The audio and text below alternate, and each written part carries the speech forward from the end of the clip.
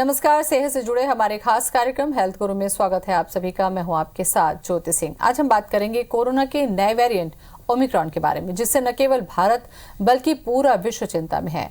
कोविड-19 virus एक RNA virus है। इनमें म्यूटेशन होना एक नैसर्गिक प्रक्रिया है। इसकी शुरुआत पहले कोविड वायरस से हुई, फिर डेल्टा, डेल्टा प्लस और अब ओमिक्रॉन वेरिएंट। कोरोना के इस नए वेरिएंट ओमिक्रॉन को लेकर हमारे मन में आज भी कई सवाल मौजूद हैं। आज हम अपने इस खास कार्यक्रम में ओमिक्रॉन के बारे में चर्चा करेंगे और जानेंगे इसके कारण, लक्षण, बचाव और उपचार के बारे में। तो चलिए शुरू करते हैं अपना खास कार्यक्रम हेल्थ गुरु।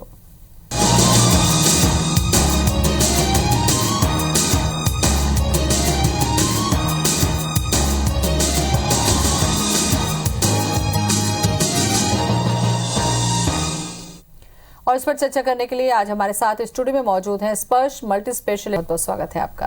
धन्यवाद मैडम। डॉक्टर गोयल, जैसा कि जब से कोविड-19 आया है तब से ये जो महामारी के तौर पर हमने देखा, बहुत ही खतरनाक तस्वीर इसकी हमने देखी। और डेल्टा में तो हमने बहुत ज्यादा एक पैनिक अटैक, सामान्य लोगों को भी डरते घबराते देखा। लेकिन अब इसका तीसरी लहर के तो रूप में जो ओमिक्रॉन आ रहा है, इसके बारे में ये समझा जा रहा है कि इसका जो इन्फेक्शन रेट है, इन्फेक्टिविटी रेट है, वो बहुत ज्यादा है, बहुत तेजी से फैल रहा है। तो इसको किस तरीके से आप देखते हैं कि आने वाले समय में क्या क्या चैलेंजेस इससे होंगे?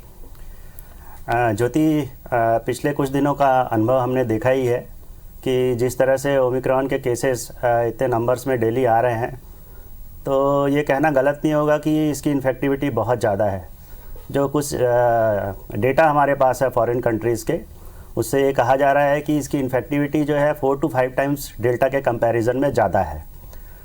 हालांकि इसकी जो लीथल पावर है ओमिक्रॉन की डेल्टा से कम है, लेकिन जो इसकी इन्फेक्टिविटी इतनी ज़्यादा है, उसके कारण जो चैलेंजेस हमको आ सकते हैं उसके लिए हमको तैयार रहने की आवश्यकता है। क्योंकि जब इतनी ज़्यादा इन्फेक्शन रेट होती है तो हो सकता है कि हमारे हेल्थ केयर सिस्टम पे एक बार इतने सारे पेशेंट आ जाएं कि जो डेल्टा के समय हमारी स्थिति बनी थी वैसी स्थिति भले ही कम टाइम के लिए, लेकिन हमारे सिस्टम पर वैसा दबाव पड़ सकता है। सेकंड जो इम्पॉर्टेंट चीज़ है कि हमने पिछले कुछ दिनों में देखा, दिल्ली में देखा, बॉम्बे में देखा कि जो डॉक्टर्स हैं या हेल्थ केयर प्रोवाइडर्स हैं, वो अगर एक ही समय में बहुत अधिक मात्रा में इन्फेक्ट होते हैं तो जो हेल्थ केयर फैसिलिटीज़ है उसको प्रोवाइड करने वाले लोगों की संख्या में हमारे पास सफिशिएंट नंबर्स अवेलेबल नहीं रहेंगे। यूके और यूएस में भी देखा गया कि एक टाइम ऐसा आया कि जहां लोगों को जो बेसिक सुविधाएं प्रोवाइड करने वाले लोग थे, जैसे पायलट्स थे या ड्राइवर्स थे, उनकी कमी आती गई। तो जब इस तरह के नंबर्स एक साथ ज़्यादा आते हैं तो इस तरह की चैलेंजेस हमारे पास आ सकते हैं। और सेकंड जो इसका इम्पैक्ट पड़ेगा ज्योति, कि जो सेकंड लहर में हमने देखा था कि जो पीक हमने अचीव किया था वो 86 डेज़ के आसपास अचीव किया था, लेकिन इतनी हाई इन्फेक्टिविटी रेट के कारण जो है हम हो सकता है 20 से 25 दिनों के अंदर ही अपना पीक अचीव कर ले और बाद में रैपिड डिक्लाइन हो। तो जो सबसे इम्पॉर्टेंट है कि हम अपने हेल्थ केयर सिस्टम को इस तरह से तैयार करें कि अगर एक बार में ज़्यादा से ज़्यादा केस आते हैं तो उनसे कैसे निपटा जाए, उसकी तैयारी हम रखें। डॉक्टर संजय, जैसा कि डेल्टा के समय आपको याद होगा, आपने तो बहुत सारे हजारों पेशेंट का ट्रीटमेंट भी किया है। उस समय ये देखा गया कि 2 से 3 दिन में स्थिति बिगड़ने लगी, लंग्स को उसने इफेक्ट किया और ऑक्सीजन पे चला गया, वेंटिलेटर पे चला गया और कई लोगों की डेथ भी हुई है केवल 5 से 7 दिन के अंदर ही। तो क्या हम ये समझें कि ओमिक्रॉन में अगर अभी तक हॉस्पिटलाइजेशन की जो संख्या है वो कम है, तो ये हमारे लिए क्या अच्छा संकेत है कि हाँ, हमारी जान का जो जोखिम है वो कम होगा?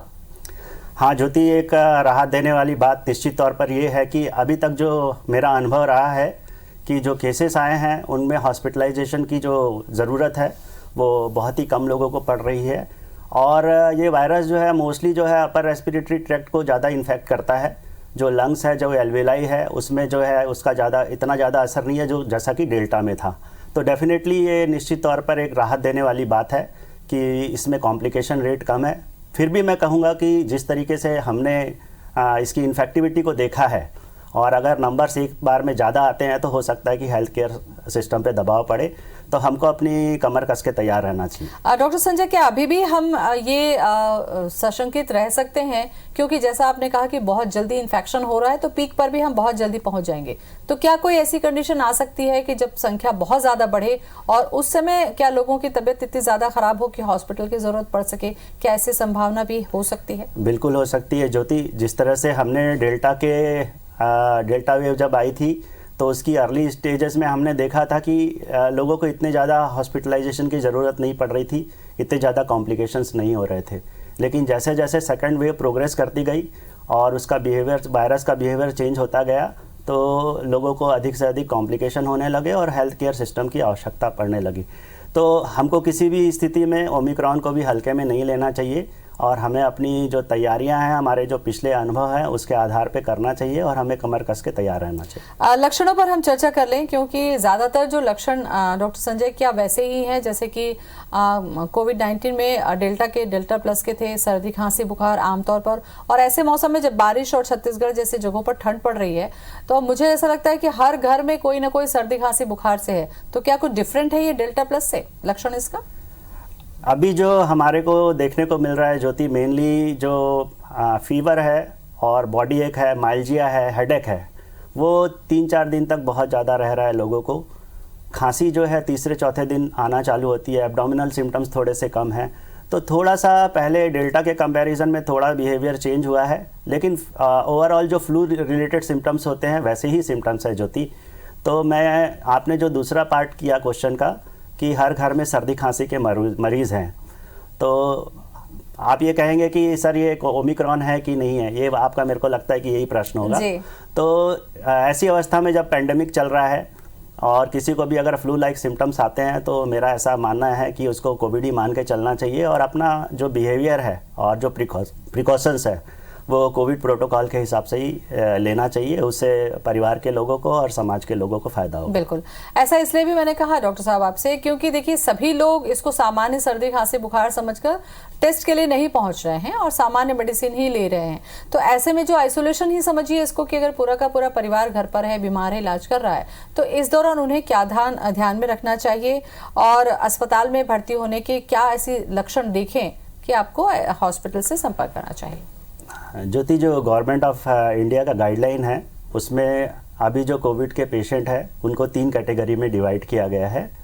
पहले जो कैटेगरी के पेशेंट हैं उनको एसिम्प्टोमेटिक पेशेंट कहा जाता है, जिसमें हो सकता है RT-PCR और रैट पॉजिटिव रहे, मरीज़ को कोई सिम्टम्स ना हो, साथ में उसका ऑक्सीजन सैचुरेशन जो है 93% से ज़्यादा हो रूम एयर पे। तो ऐसे मरीजों को घर पे रहना है, उनको हॉस्पिटल जाने की ज़रूरत नहीं है। दूसरे कैटेगरी के पेशेंट भी जिसमें अपर रेस्पिरेटरी ट्रैक्ट सिम्टम्स हो सकते हैं, ऑक्सीजन सैचुरेशन रूम एयर पे 93% से ज़्यादा हो और कोई कॉम्प्लिकेशंस ना हो, तो ऐसे मरीज भी घर पे रह सकते हैं। लेकिन एक तीसरी कैटेगरी के पेशेंट ऐसे हैं जिनको अगर रेस्पिरेटरी डिस्ट्रेस है, रूम एयर पर 1 घंटे में ऑक्सीजन सैचुरेशन 3 बार नापने पे 93 या 93% से कम आता है, सांस लेने में दिक्कत आ रही है, या फीवर परसिस्टेंटली बहुत दिनों तक बना हुआ है, या छाती में दर्द है, या कोई उसको कॉग्निटिव फंक्शंस में कुछ प्रॉब्लम आ रहा है, तो इस तरह के कोई भी सिम्टम्स आते हैं तो आपको हॉस्पिटल में एडमिट होना चाहिए। और जो घर पे भी मरीज रह रहे हैं उनके लिए मेरी यही सलाह रहेगी कि वो किसी ना किसी मेडिकल सुपरविज़न में घर पे रहें, ताकि ज़रूरत पड़ने पर उनको जल्दी से जल्दी ये सलाह मिल सके कि हॉस्पिटल में एडमिट होने की ज़रूरत है। ज्योति, मैंने एक ऑक्सीजन सैचुरेशन की बात तीनों कैटेगरी के पेशेंट में की कि ऑक्सीजन अगर एसिम्प्टोमेटिक भी है तो ऑक्सीजन सैचुरेशन नापना ज़रूरी है, क्योंकि हमने जो डेल्टा वेव थी उसमें देखा था हैप्पी हाइपोक्सिया करके एक टर्मिनोलॉजी थी, उसमें हो सकता था कि मरीजों को कोई सिम्टम्स ना आए लेकिन ऑक्सीजन सैचुरेशन जो है फिर भी कम मिल सकता था। तो ऑक्सीजन सैचुरेशन नापना बहुत ज़रूरी है। और घर में जब आप रहते हैं तो जो प्रिकॉशंस या प्रोटोकॉल्स गवर्नमेंट ऑफ इंडिया के द्वारा दिया गया है वो आपको फॉलो करना बहुत ज़्यादा ज़रूरी है। और आपका जो केयर प्रोवाइडर है कोशिश करना चाहिए कि वो कम से कम 2 वैक्सीन उसको मिल चुके हों। बिल्कुल। डेल्टा प्लस की जो लहर थी, जो सेकेंड वेव थी डॉक्टर संजय, उसमें ये देखा कि जो मौत के आंकड़े थे वो बहुत ज़्यादा डरावने वाले थे और उस समय भी ये देखा गया था कि वैक्सीन जिन लोगों को लग रही थी उनको भी हुआ था। तो इस बार बूस्टर डोज की भी हम बात कर रहे हैं, तो क्या वैक्सीन लगाने से ओमिक्रॉन में फायदा है, या जिन लोगों ने पहले ही 2 वैक्सीन लगवा ली है उनको अगर होता है तो क्या उनको किसी तरीके का कोई असर रहेगा? इसके बारे में भी जानकारी दीजिए। ये बहुत ही अच्छा प्रश्न है ज्योति। हाँ, मेरा जो अनुभव है कि पहली लहर जब आई थी और वो जब माइल्ड पड़ने लगी थी तो लोग काफ़ी रिलेक्टेंट हो गए थे कि वैक्सीन लगाने की आवश्यकता है नहीं है। लेकिन जब डेल्टा वेरिएंट आया और लोगों ने उसका भयावह रूप देखा तो फिर लोगों को लगा कि नहीं, वैक्सीन लगाना बहुत ज़्यादा ज़रूरी है। जो वैक्सीनेशन होता है ज्योति, उसका पर्पज़ ये होता है कि अगर वायरस का इन्फेक्शन भी हो बॉडी में तो उससे रिलेटेड कॉम्प्लिकेशंस कम से कम हो, हॉस्पिटलाइजेशन कम से कम हो और डेथ कम से कम हो। तो हमने देखा कि डेल्टा के बाद जब ओमिक्रॉन आया तो ओमिक्रॉन की इन्फेक्टिविटी तो है, जिसको वैक्सीन लगा है उसको भी ओमिक्रॉन इन्फेक्शन हो रहा है। लेकिन ये हमारा अनुभव ये भी कहता है, और अभी एक्सपीरियंस आप लोग सब कर ही रहे हैं, कि जिसको वैक्सीन लगा है उसमें जो कॉम्प्लिकेशंस रेट है वो काफ़ी कम है। तो जो सबसे बड़ा हथियार आज की डेट में अगर इस महामारी से लड़ने के लिए हमारे पास है तो वो वैक्सीनेशन है। तो वैक्सीनेशन को हमको प्रायोरिटी में लेना है, सारे काम छोड़ के करना है। और कोई भी अफवाह उड़ाता है या कोई भी इसके बारे में नेगेटिव बात करता है तो मैं उनसे गुजारिश करना चाहूँगा कि वो कृपया पॉजिटिव होके इस कार्य को आगे बढ़ाएं। ज्योति, वैक्सीनेशन तो केवल हमको व्यक्तिगत रूप से नहीं, बल्कि इसको एक अंतर्राष्ट्रीय स्तर पे एक नीति बननी चाहिए कि जो गरीब देश हैं जहाँ पे वैक्सीन मुहैया नहीं हो सकते हैं उनको कैसे वैक्सीन मुहैया कराई जाए। क्योंकि इस महामारी से लड़ना है तो अगर मैक्सिमम लोग 100% लोग अगर वैक्सीनेटेड रहेंगे तो हम बेहतर तरीके से इस बीमारी से लड़ पाएंगे। पोलियो रेडिकेशन प्रोग्राम में आपने देखा ही था कि कैसे पूरी दुनिया ने एक साथ वैक्सीनेशन करके उस महामारी से निजात पाया। बिल्कुल, समझ की बात जरूर मैं करूंगी डॉक्टर संजय, क्योंकि जब तक आप समझ पाते हैं तब तक या तो बहुत देर हो चुकी होती है या आप वैक्सीनेट होकर या ऐसे कुछ उपाय करके आप अपने आप को बचा लेते हैं। दूसरी लहर में ये देखा आपने कि पहली वैक्सीन तो लोगों ने लगवा ली, लेकिन उनको लगा कि एक वैक्सीन से हम सेफ हैं, इसलिए उन्होंने जो गैप मेंटेन करके जो दूसरी वैक्सीन लगानी थी वो नहीं लगाई, और हो सकता है उसी के कारण अब जो बूस्टर डोज लग रहा है, जो बताया जा रहा है कि ओमिक्रॉन में कारगर होगा, वो भी नहीं मिल पाया। तो इसके बारे में बताइए कि क्या एक वैक्सीन, 2 वैक्सीन और फिर अब ये बूस्टर डोज, ये किन लिहाज से बेहद जरूरी है? ज्योति, वैक्सीन जब हमको लगाया जाता है तो हमारे बॉडी का जो इम्यून सिस्टम होता है उसमें एक एंटीबॉडी रिलेटेड इम्यून सिस्टम होता है और एक सेल मीडिएट इम्यून सिस्टम होता है, वो एक्टिवेट होता है। और एक जो प्राइमरी डेटा होते हैं उसके आधार पर एक शेड्यूल डिसाइड किया जाता है कि हम इसको 1 डोज देंगे, 2 डोज देंगे या 3 डोज देंगे। जो ये कोविड महामारी थी उसमें इनिशियली डिसाइड किया गया था कि 2 डोज दी जाएगी, लेकिन ओवर अ पीरियड जो स्टडी किया गया उसमें ये देखा गया कि 2 डोज के बाद भी जो वैक्सीन है, जो एंटीबॉडीज़ है, वो 6 मंथ से ज़्यादा परसिस्ट नहीं कर रही थी। क्योंकि अब सेकेंड डोज लग के भी लोगों को 6 मंथ्स हो गया है और महामारी अभी तक पूरी तरीके से ख़त्म नहीं हुई है, तो बूस्टर डोज़ की आवश्यकता बहुत ज़्यादा है। और इसीलिए गवर्नमेंट ऑफ इंडिया ने वर्ल्ड वाइड लोगों ने बूस्टर डोज को इम्प्लीमेंट किया है। और जो इम्यूनो कॉम्प्रोमाइज्ड और फ्रंट लाइन वर्कर हैं ज्योति, उनके लिए और महत्वपूर्ण हो जाता है, क्योंकि उनको इस बीमारी से ज़्यादा खतरा है। और जो इम्यूनो कॉम्प्रोमाइज्ड या ओल्ड एज पर्सन है उनका इम्यून सिस्टम इस तरीके से रिस्पॉन्ड नहीं करता जैसा कि नॉर्मल लोगों का करता है। तो बूस्टर डोज की आवश्यकता जैसे जैसे गाइडलाइन हमको मिल रही है उसके हिसाब से हमको करना चाहिए और उसमें बिल्कुल सोचने वाली बात ही नहीं। बिल्कुल। आरटीपीएस जो टेस्ट है डॉक्टर संजय, इसमें भी कई बार ये देखा गया कि जिनको लक्षण है उनका तो नेगेटिव आ रहा है, जिनको लक्षण नहीं है उनका पॉजिटिव आ रहा है। इसको लेकर भी लोगों में बड़ा पशुपेश है कि कहीं ऐसा तो नहीं है कि आरटीपीसीआर जो टेस्ट है उसी में कोई गड़बड़ है। इससे जुड़े किसी भी बीमारी के लिए महत्वपूर्ण भूमिका निभाती है जांच, और कोविड की बात करें तो आरटीपीसीआर एक ऐसी जांच है डॉक्टर संजय जिसमें आपको ये पता चल जाता है कि वायरस का लोड कितना है, कितने इन्फेक्टेड हैं या नहीं है, या है भी तो कितने सीवियर हैं। तो क्या कोविड में आरटीपीसीआर टेस्ट ही काफी होती है या इसके अलावा भी कुछ और भी टेस्ट होते हैं जो डॉक्टर्स करवाते हैं? हाँ ज्योति, आपने कहा कि आरटीपीसीआर टेस्ट, उसका पहला पार्ट तो आपने ठीक क्वेश्चन पूछा, लेकिन आरटीपीसीआर से सीवियरिटी पता चलती है, ये थोड़ा सा मैं डिफ़र करूँगा इसमें। देखिए, आरटीपीसीआर एक ऐसा टेस्ट है जिसके माध्यम से हम वायरस का जेनेटिक मटेरियल हमारे बॉडी में मौजूद है कि नहीं मौजूद है ये पता लगाते हैं।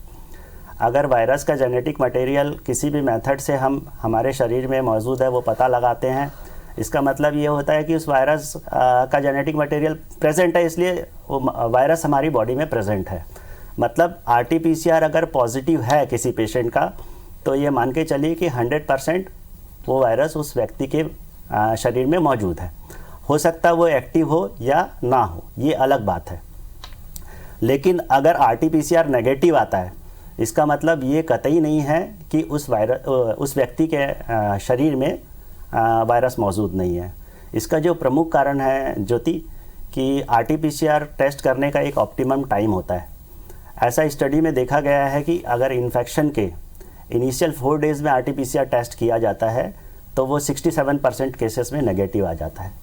जो ऑप्टिमम टाइम है RT-PCR टेस्ट लेने का है वो है इन्फेक्शन के 8वें दिन के आसपास। इवन 8वें दिन के आसपास भी जब इस टेस्ट को किया जाता है तो ये 20% केसेस में नेगेटिव आ जाता है।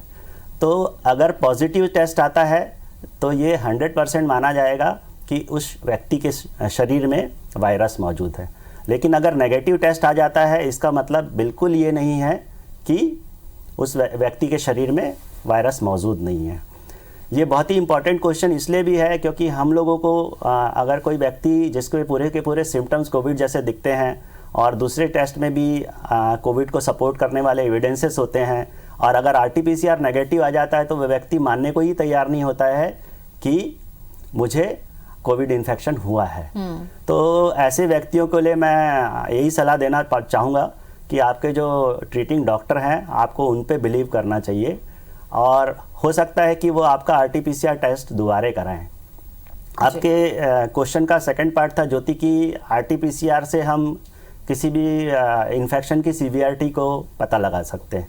RT-PCR ज्योति आपने देखा, मैंने अभी पहले ही पार्ट में कहा था कि किसी एसिम्प्टोमेटिक पेशेंट में भी RT-PCR पॉजिटिव आ सकता है, माइल्ड सिम्टम्स वाले को भी पॉजिटिव आ सकता है, और जो सीवियर केसेस है उसको भी पॉजिटिव आ सकता है। RT-PCR टेस्ट केवल वायरस की मौजूदगी को बताता है, आपके शरीर में सीवियरिटी को नहीं बताता है। अब प्रश्न ये है कि जिसमें RT-PCR नेगेटिव आ गया उनको क्या करना चाहिए। उनको आपके डॉक्टर की सलाह के अनुसार, कभी कभी हो सकता है आपका डॉक्टर जो है आपको HRCT कराने के लिए बोले या दूसरे ब्लड टेस्ट कराने को बोले। अब ये HRCT क्या है? HRCT मतलब होता है हाई रेजोल्यूशन सिटी स्कैन। इसमें आपके चेस्ट का सिटी स्कैन किया जाता है, जिसमें आपका रेडियोलॉजिस्ट उसको देख के जो कैरेक्टरिस्टिक्स फाइंडिंग्स होती हैं उसके आधार पे बताता है कि आपको कोविड इन्फेक्शन है कि नहीं है। बहुत सारे स्टडीज़ में ये भी देखा गया है ज्योति कि RT-PCR के अलावा भी अपन HRCT को बहुत ही एक गोल्ड स्टैंडर्ड डायग्नोस्टिक टूल मान सकते हैं कोविड इन्फेक्शन का। HRCT का एक और फायदा है ज्योति कि जो सीवियरिटी हम RT-PCR से नहीं पता लगा सकते थे वो हम HRCT से पता लगा सकते हैं। दूसरा बात यह है कि डिजीज़ का प्रोग्रेशन कैसे हो रहा है। अगर किसी व्यक्ति का हमने आज 8वें दिन RT-PCR किया, वो पॉजिटिव आया, 10वें दिन भी किया पॉजिटिव आया, 15वां दिन भी किया पॉजिटिव आया, लेकिन इससे हमको ये बिल्कुल पता नहीं चल रहा है कि उसके अंदर में जो डिजीज़ है वो कैसे प्रोग्रेस हो रही है। तो अगर सब्सिक्वेंट अगर डॉक्टर को लगता है कि HRCT की आवश्यकता है तो वो उसके माध्यम से उसकी सीवियरिटी को या प्रोग्नोसिस को या जो ट्रीटमेंट चल रहा है वो कितना इफेक्टिव है और मरीज किस दिशा में जा रहा है, इसका बहुत अच्छे से पता लगाया जा सकता है। अच्छा, पहली और दूसरी लहर में डॉक्टर संजय हमें ये देखा था कि जिनको एक बार कोरोना हो गया था उनको भी दोबारा हो रहा था, और जिनको 2 बार हो चुका है, क्या उनको भी अभी अंदेशा है कि ओमिक्रॉन से वो पीड़ित हो सकते हैं या अटैक उनके ऊपर वो कर सकता है? हाँ, जब ज्योति वायरस अपने आप को चेंज करता है, जैसा पहले वेव में हुआ, फिर डेल्टा आया, डेल्टा प्लस आया, अभी ओमिक्रॉन आया। जो डेल्टा के बाद डेल्टा इन्फेक्शन हमने बहुत ही कम देखा ज्योति, ऐसा नहीं था कि नहीं देखा। इसमें 2 टर्मिनोलॉजी हम यूज़ करते हैं, एक तो रिलैप्सिस होता है, दूसरा री इन्फेक्शन होता है। कई बार ऐसा भी होता है ज्योति कि वायरस आपके बॉडी में डॉर्मेंट पड़ा रहता है और देखा गया कि महीनों तक और कई बार सालों तक जो है वायरस आपके शरीर में मौजूद रह सकता है। अगर ऐसे व्यक्ति को टेस्ट किया जाता है तो हो सकता है उसका RT-PCR जो है बाद में भी पॉजिटिव आ जाएगा। इसका मतलब ये नहीं होता है कि उसको री इन्फेक्शन हुआ है। तो सेम वेरिएंट से री इन्फेक्शन होना बहुत ही रेयर है ज्योति। लेकिन अब डेल्टा जिसको हुआ था आज ओमिक्रॉन तो देख ही रहे हैं आप किस तरीके से दूसरे लोगों को हो रहा है। अब ओमिक्रॉन के बाद ओमिक्रॉन से री इन्फेक्शन हो सकता है नहीं हो सकता है, ये भविष्य जो है वो भविष्य का विषय है और रिसर्च का विषय है, लेकिन एक ही वेरिएंट से री इन्फेक्शन के केसेस बहुत ही कम देखे गए हैं। डॉक्टर संजय, स्पर्श मल्टी स्पेशलिटी हॉस्पिटल में आपने कोविड हेड के तौर पर हजारों लोगों को आपने ठीक किया, इलाज किया। उस दौरान जो अफरा तफरी का माहौल था, उस दौरान आपने वहां पर अपनी उपस्थिति थी।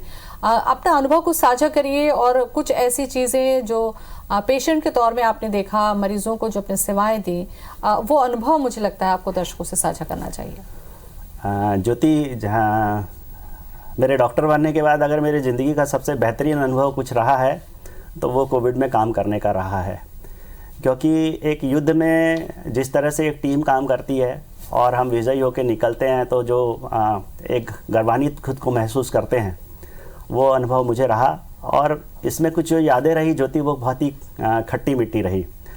पहले मैं अच्छी बातें आपसे साझा करना चाहूँगा कि जो हेल्थ केयर वर्कर्स थे और जो फ्रंट लाइन वर्कर्स थे, उन्होंने इस मिशन में अपना सर्वत्र छोड़ के, न्योछावर करके, अपनी जान की परवाह किए बिना जिस तरीके से दूसरे लोगों की सेवा की। मेरे कई स्टाफ ज्योति ऐसे थे जो करीब 1.5 महीना तक अपने घर नहीं गए। तो मानवता की ऐसी मिसाल अगर किसी को जिंदगी में लाइव देखने को मिल जाए तो उसका जीवन, मेरे को लगता है कि उसको साक्षात ईश्वर की अनुभूति होती होगी। तो वो अनुभूति हमने वहाँ पे महसूस की ज्योति। लेकिन जो इसका नेगेटिव पॉइंट था बीइंग ए डॉक्टर, सबसे पहला तो ये कि इस डिजीज़ के बारे में बहुत ज़्यादा किसी को कुछ आज तक पता नहीं है जी। तो कई बार ऐसा होता था कि मरीज ठीक चल रहा है, अचानक 1-2 घंटे में देखा जाता था कि वो मरीज कॉम्प्लिकेट होकर वेंटिलेटर पे चला जाता था, जिसके कुछ कारण हमको समझ में नहीं आते थे और कोई ऐसा इलाज मौजूद नहीं था कि जिसके माध्यम से हम उसको ठीक कर सकते थे। तो एक चिकित्सक होने के नाते हमारे लिए वो स्थिति बहुत ही ज़्यादा भयावह थी कि हम मरीज को बिना इलाज के जो है ना सामने मरते हुए देख रहे थे। और जो सबसे नेगेटिव चीज़ मैंने महसूस की, दुनिया में बहुत सारे लोग आपको दोस्त बोलते हैं, दोस्त बनते हैं, रिश्तेदार बनते हैं, लेकिन मैंने कोविड काल में ऐसे लोगों को भी देखा कि जो अपने जो सगे रिलेटिव है उनका भी साथ नहीं दिया। उनको साथ देने की बात तो छोड़िए ज्योति, उनकी डेड बॉडी तक को लेने के लिए नहीं आते थे।